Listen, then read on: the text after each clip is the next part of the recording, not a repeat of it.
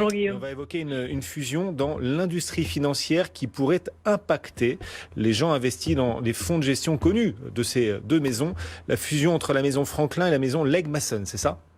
Oui, tout à fait Guillaume. Donc, vous savez, Franklin Ressources, qui est la maison mère de Franklin Templeton, a annoncé il y a peu ses projets d'acquérir un de ses concurrents dans la gestion d'actifs, donc Legg Mason. Et une fois la transaction réalisée, cette combinaison de deux gestionnaires devrait créer un véritable géant de la gestion d'actifs, 1500 milliards de dollars, avec un biais surtout vers la gestion obligataire qui devrait représenter 46% des actifs combinés.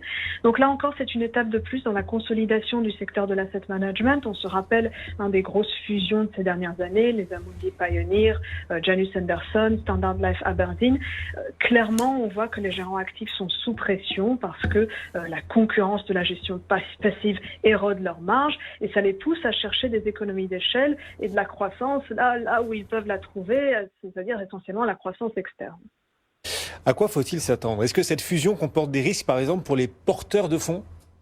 Alors pour l'instant, en fait, le groupe n'a pas dévoilé ses intentions d'intégrer formellement ou non les deux entités. Donc on reste quand même vigilant pour plusieurs raisons. La première, c'est que Legg Mason est historiquement une société multi-affiliée, c'est-à-dire qu'en fait, ce sont plusieurs boutiques qui fonctionnent de manière assez indépendante l'une des autres. Et certaines de ces boutiques, comme Western Asset notamment, l'ont fait avec énormément de succès. D'ailleurs, on pense que Western Asset est vraiment la perle dans cette acquisition. Et il faudra voir si cette indépendance de gestion est bien préservée sous la nouvelle houlette de Franklin.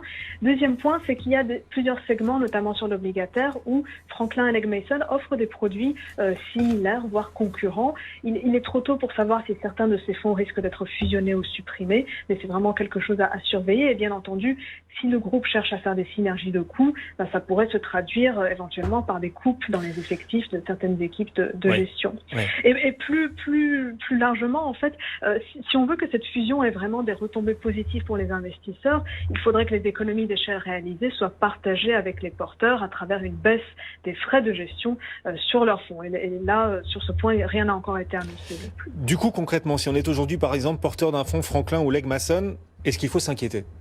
Alors, donc non, comme je disais, tout en surveillant de près la situation, nous ne pensons pas qu'il y a de raison de paniquer à court terme puisque les projets n'ont pas encore été concrétisés. Et d'ailleurs, nous n'avons pas à ce jour suspendu la note des fonds que nous couvrons chez l'une ou l'autre société. On peut en citer plusieurs qui restent bien notés. Du côté de Franklin, on a le Templeton Global Bond, noté Silver. C'est un fonds d'obligations internationales géré avec conviction, une approche assez agressive, notamment sur la dette des marchés émergents, mais qui a pleinement révéler sa pertinence sur le long terme. Sur les actions, on peut aussi citer le Franklin Mutual Global Discovery. C'est un fonds noté bronze, un choix solide sur les actions internationales avec un style value.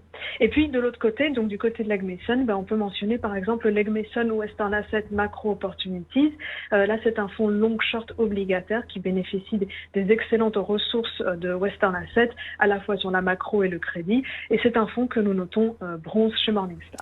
Merci beaucoup. Et ce regard, ce décryptage toujours nécessaire signé des équipes de Morningstar chaque vendredi sur l'univers de la gestion de fonds, Mara Dobrescu. Bonne journée Mara.